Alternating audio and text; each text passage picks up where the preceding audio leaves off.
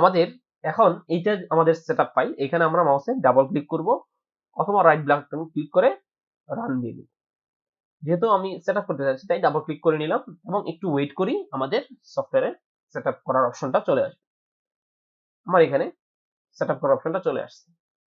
এখানে আমাদের দুই রকমের অপশন দেওয়া আছে। উইন্ডোজ এক্সপি বা 7 এর জন্য একটা অপশন দেওয়া আছে, উইন্ডোজ 8, 10 বা পরবর্তী ভার্সনের জন্য এই 8 এর অপশনটাই দেওয়া আছে।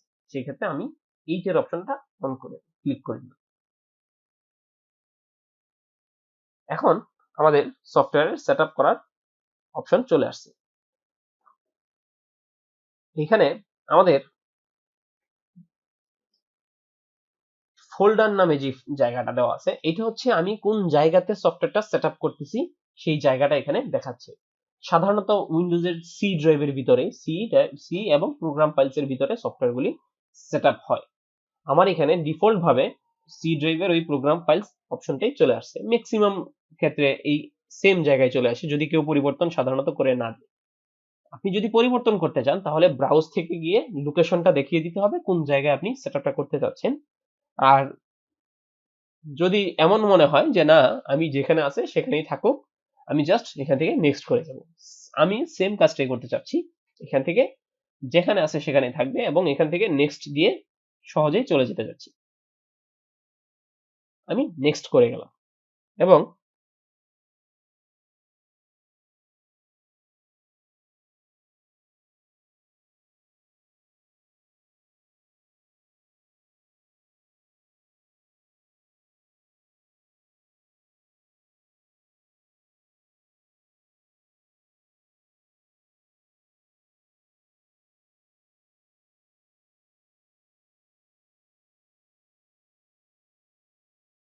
আমার অলরেডি ইনস্টল হয়ে গেছে। যেহেতু ইনস্টল হয়ে গেছে উপরে লেখা দেখানো হয়েছে installation completed successfully installed, Bijoy 52 has been successfully installed। আমি কনফার্ম হিসেবে সেটআপ করে নিলাম এবং এখানে ক্রস চিহ্ন দিয়ে যেখানে সেটআপ হয়েছে আমি সফটওয়্যারটাকে অন করে নিতে চাই। আমাদের এখানে একটা অ্যাক্টিভ কোড দেওয়া আছে। আপনার যদি কখনো সফটওয়্যারটা অ্যাক্টিভ করতে হয় সেই ক্ষেত্রে এটা এর ভিতরে গেলে একটা কোড থাকবে। আপনি সফটওয়্যারটা অন করলে একটা বক্স আসবে যেখানে কোড চাবে, আপনি ওইখানে কোডটা দিয়ে দিলে সফটওয়্যারটা চালু হয়ে যাবে। মনে রাখতে হবে কোডটা দেখে দেখে আপনি কিবোর্ড থেকে টাইপ করে দিতে পারেন অথবা একটু একটু করে অক্ষর বাই অক্ষর লিখে দিয়েও করতে পারেন। সম্পূর্ণ অংশটা একসাথে কপি করা যাবে না, কপি করা এটা কাজ হবে না। আমার এখানে অলরেডি সেটআপ করা ছিল তাই এখন আর নতুন করে সফটওয়্যারটা চালু হওয়ার জন্য সেই অ্যাক্টিভেশন কোডগুলি চাচ্ছে না। আপনাদের এখানে নতুন ইনস্টলেশনের সময় এই কোডগুলি চাবে এবং আপনারা দেখে দেখে লিখে নেবেন।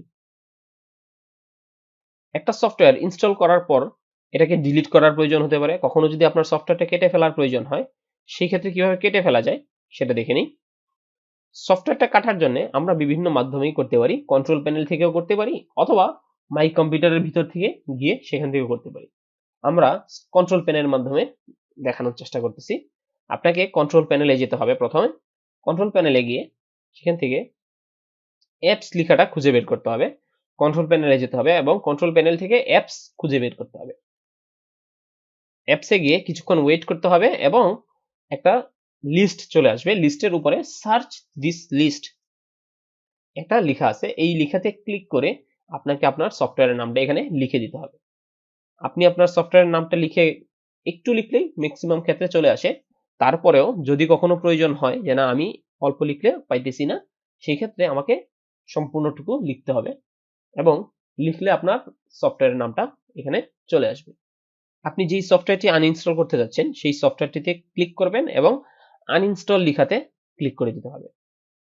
কনফার্ম করার জন্য আমি আবার আনইনস্টলে ক্লিক করলাম, আপনাকে ওকে দিতে হবে।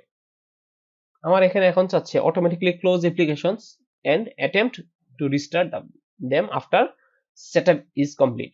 মানে কম্পিউটার আমার সফটওয়্যারটাকে যখন আনইনস্টল করা হয়ে যাবে তখন সে নিজে নিজে একটা রিস্টার্ট নিয়ে নেবে। আপনি যদি রিস্টার্ট দিয়ে দিতে চান তাহলে এটা পুরোপুরি ক্লিয়ার ভাবে কেটে যাবে। আর যদি ডু নট ক্লোজ অ্যাপ্লিকেশনস দিয়ে দেন তাহলে মানে সেকেন্ড অপশন যদি ইউজ করেন বা চুজ করেন তাহলে এটা কেটে যাবে ঠিকই কিন্তু পুরোপুরি রিস্টার্ট হবে না এবং কম্পিউটারটা রিস্টার্ট হবে না। আর রিস্টার্ট না হলে শতভাগভাবে কমপ্লিট বা ক্লিয়ার হবে না। যেমন আমি একটু আগে সেট আপ করার পরে অটোমেটিকলি কোডটা সে নিয়ে নিয়েছিল, কারণ সে পুরোপুরি রিস্টার্ট দেওয়া হয় নাই এবং পুরোপুরি ক্লিয়ার ভাবে কেটে ফেলা হয় নাই। আপনি যদি পুরোপুরি কেটে ফেলতে চান তাহলে অবশ্যই প্রথম অপশনটা দিয়ে ওকে করতে হবে। আমি রিস্টার্ট দিতে চাচ্ছি না, একটু ওয়েট করতে হবে। আমাদের ইনস্টলেশনটা কেটে ফেলার জন্য, আনইনস্টল হওয়ার জন্য স্বল্প কিছু সময় নেবে।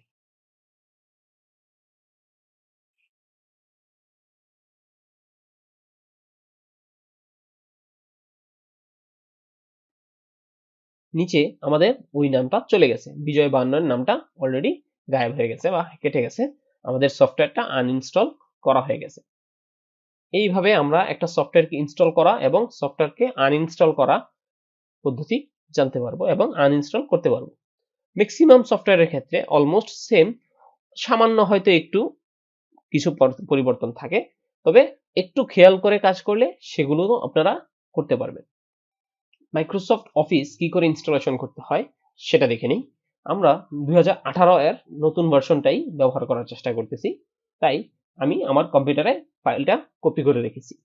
আপনারা চাইলে ইন্টারনেট থেকে ডাউনলোড করে অথবা সিডি থেকে কালেক্ট করে নিতে পারেন অথবা সিডি ইউজ করতে পারেন।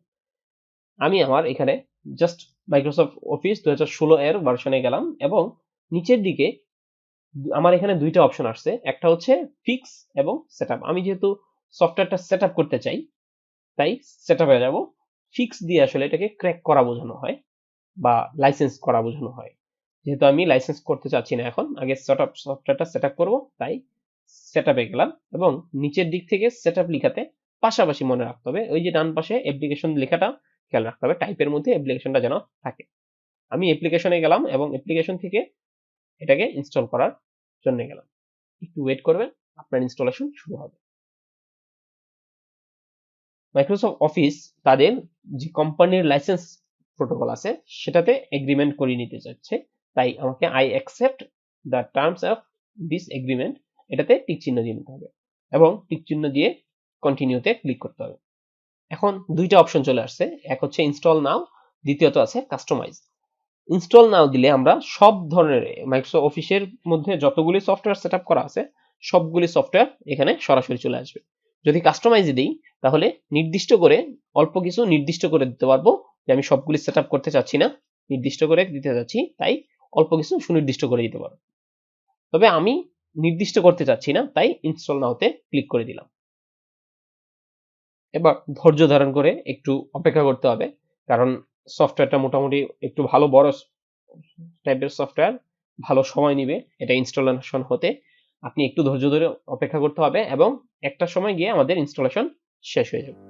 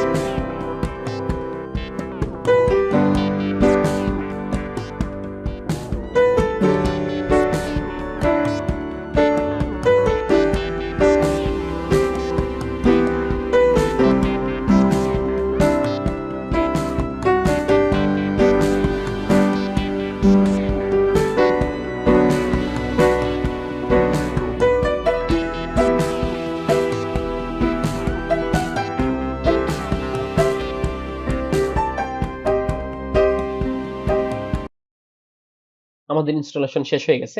এখানে লেখা আছে কন্টিনিউ আউট অনলাইন। আপনি কি অনলাইন অনুযায়ী কন্টিনিউ করতে চাচ্ছেন নাকি না? আমার এখানে লেখাই চলে আসছে কমপ্লিট ইউর অফিস এক্সপিরিয়েন্স। আমি যেহেতু এটাকে অনলাইনে ইউজ করতে চাচ্ছি না, সরাসরি অফলাইন ভাবে ব্যবহার করতে চাই, তাই ক্লোজ লেখাতে ক্লিক করে দিব। অনলাইনে যদি ক্লিক করেন তাহলে আপনাকে নতুন করে এটার মাইক্রোসফট অফিসের অ্যাকাউন্ট খুলতে হবে এবং মাইক্রোসফটের অ্যাকাউন্ট খুলতে হবে। সেই অ্যাকাউন্ট দিয়ে এখানে লগ ইন করে কাজ করতে হবে। যেহেতু আমি এটাকে ওইভাবে চাচ্ছি না, তাই এটাতে আর কোনো কাজ করা হলো না। আমাদের সফটওয়্যারটি এখন ফ্রি ভার্সন হিসেবে কাজ করতেছে। সবাইকে ধন্যবাদ। আমরা পরবর্তী ক্লাসে মাইক্রোসফট ওয়ার্ড থেকে শুরু করব এবং মাইক্রোসফট অফিসের মূল আলোচনা বা মূল ক্লাসে চলে যাব।